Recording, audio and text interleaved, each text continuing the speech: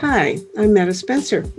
And what do you think is the cause of all this global warming? Or it doesn't look very warm right now. Today, 73% of the U.S. is under snow, it says. So there's some discontinuity there.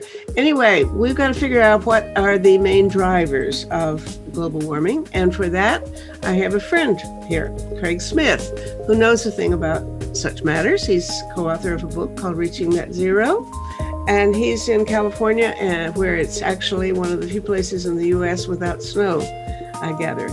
At least his house isn't. So, good morning, Craig. Good morning, Retta. And again, thank you for having me on your show. Oh, it's always a pleasure. Let's get right down to it because we have only half an hour or so to talk today. And I want to know, what are the key drivers of global warming? All right. Today we've been hearing a lot about global warming. The new U.S. president has announced we're rejoining the Paris Treaty, which is good news.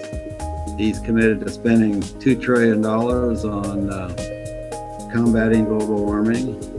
And, on your show, we've talked a lot about different aspects of global warming, greenhouse gas emissions from agriculture, deforestation, what corporations and even China is doing about global warming.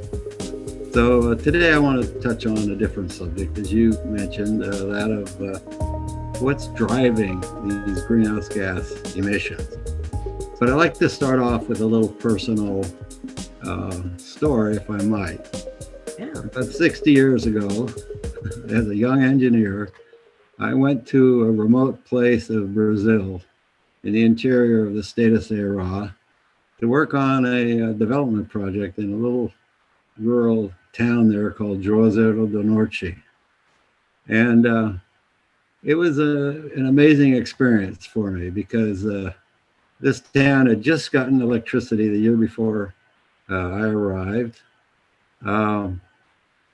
There were more horses and ox-drawn carts on the roads than there were cars and trucks. An average worker earned $100 a year. Ooh. There were mostly unpaved roads, except between the main towns. This is in a state in the northeast of Brazil called Ceará. At that time, it had a population of slightly more than 1 million people. So fast forward to 2010, one of the times I returned to Brazil. This was 50 years later, and I made an excursion into the Northeast, into this town, and revisited it. And at that time, the state had about 1 million vehicles. Population or per capita income was about $8,000 per year. And the population had grown to over 6 million for the whole state. In this small town in the interior, there were just tremendous changes. This is sort of unbelievable. Tall, high-rise buildings, lots of cars, everything electrified, signs, lights, street lamps, paved roads. But the thing that really caught my eye, that was most interesting, was there were thousands of motorcycles. In the downtown area, you couldn't park a car because there were so many motorcycles. And there were motorcycles that were being used as taxis. Really? So I thought that was really fascinating. And these images of the new city juxtaposed on my memory of the ox carts and dusty roads kind of gave me a clue to what's causing the increase in global emissions. So directly to your question, it's two things. Well, first I should mention what are greenhouse gases that we're concerned about.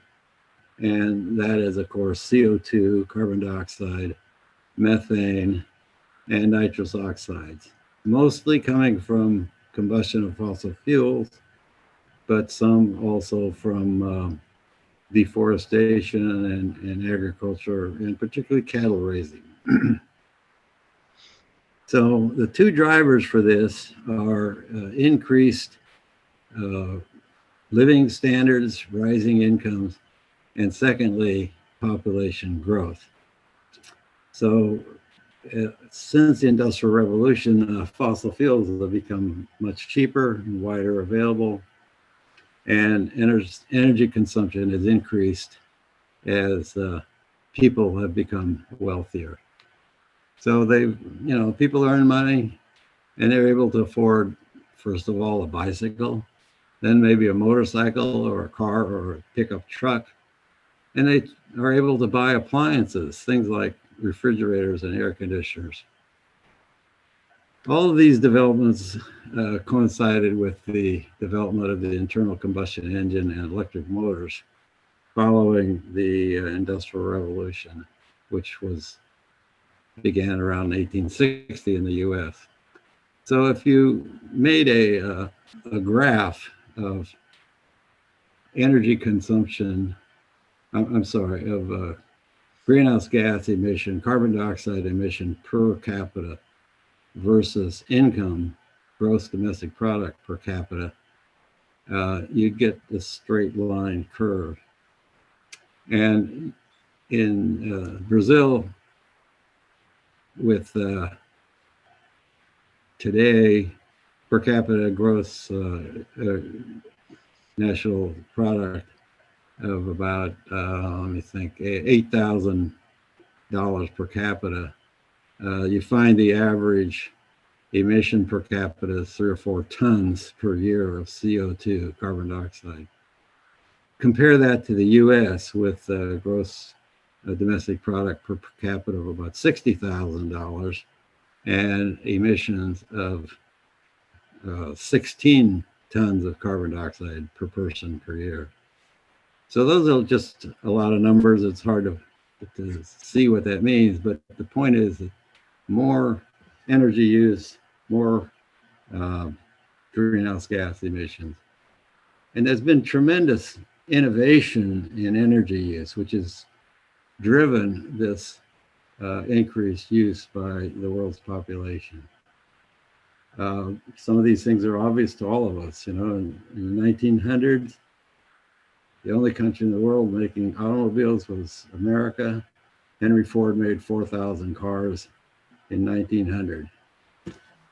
By 1960, when I was in Brazil, there were 127 million cars and trucks and buses in the world.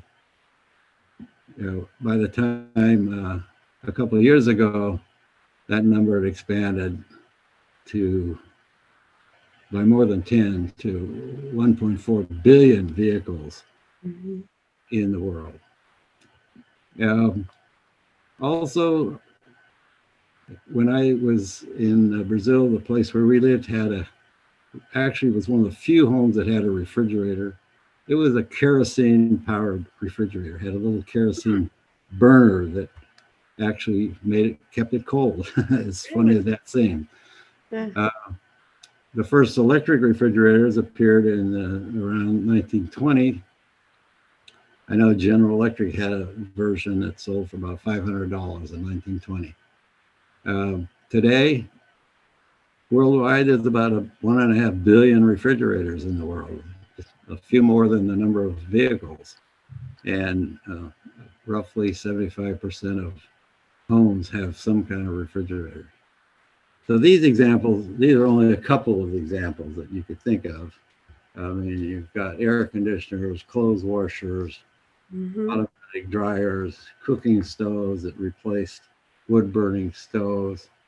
And all these developments were made possible by the advent of fossil fuels. So, in hindsight, fossil fuels did a lot for the benefit of mankind, but they also had a lot of negative influences that, as their uses increased, have become more and more obvious. The other side of this, of course, is population growth.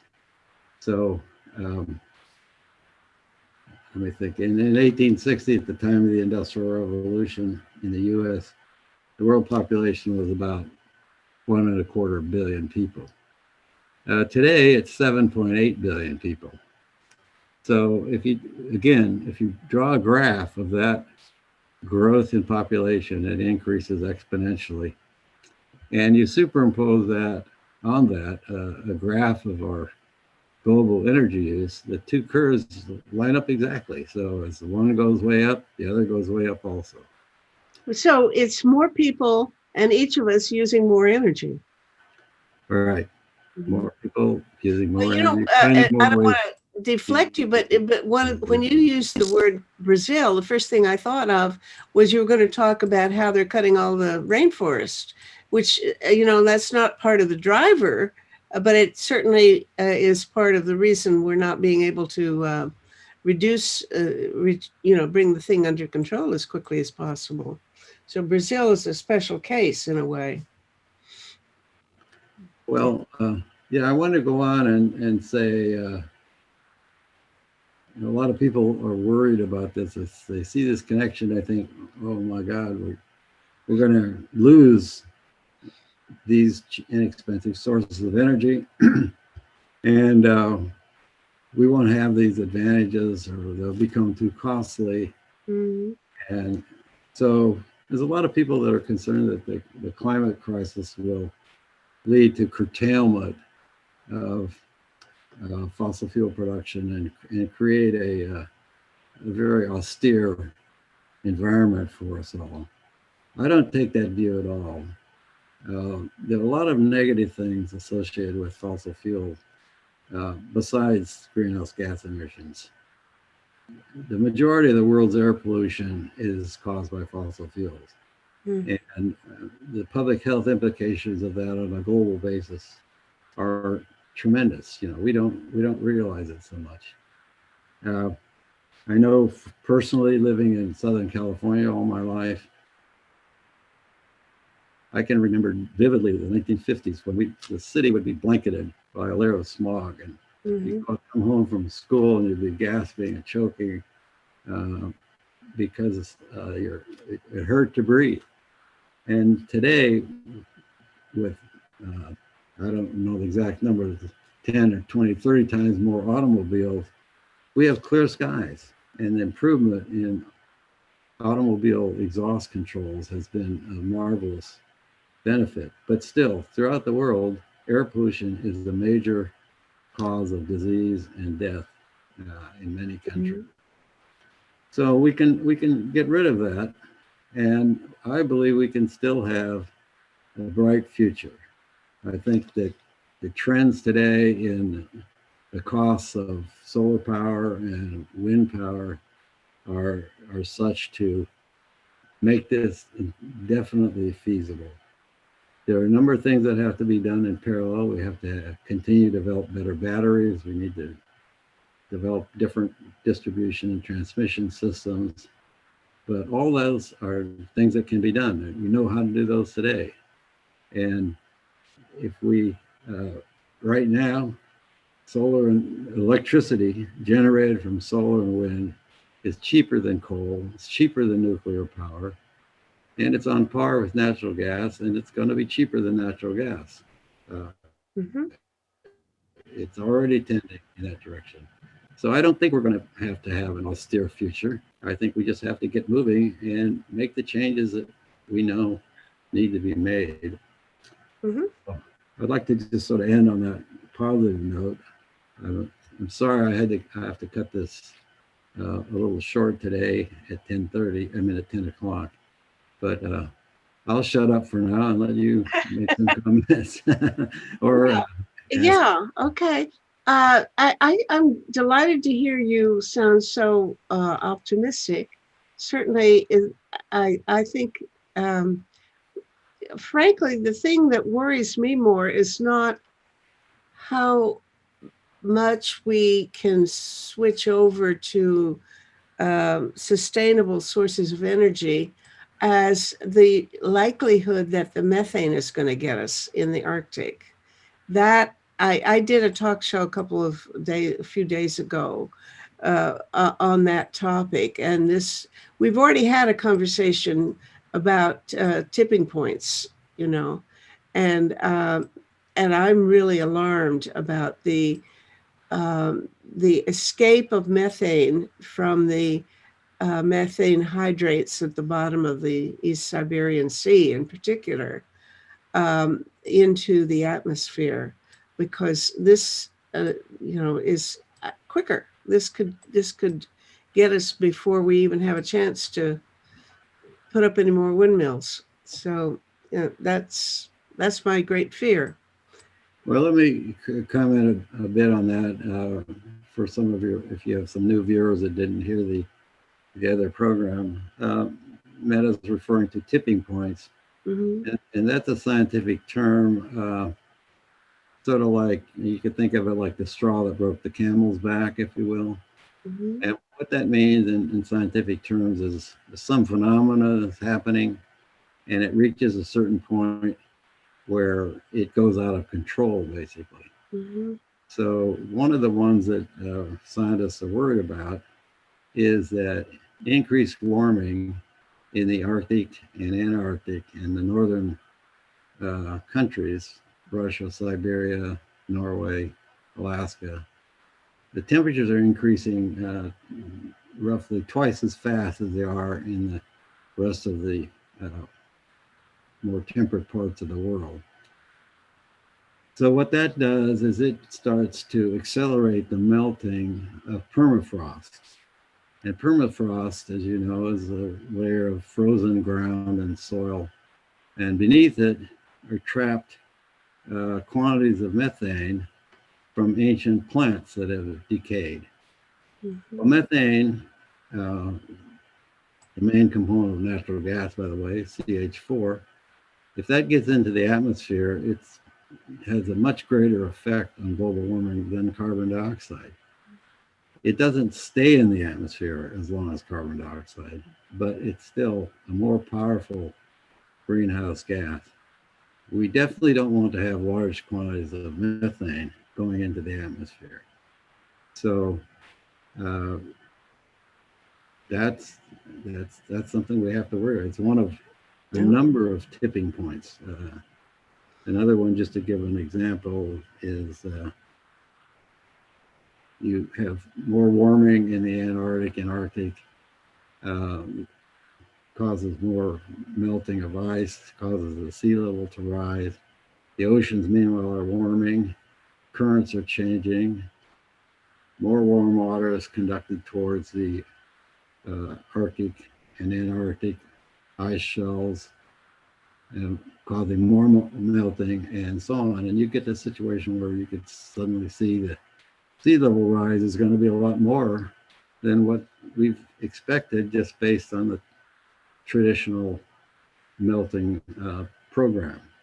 Normally the ice freezes in the winter, melts in the summer, and freezes up again the next winter. Well, what's happening now is it's melting in the summer and not as much new ice is being made.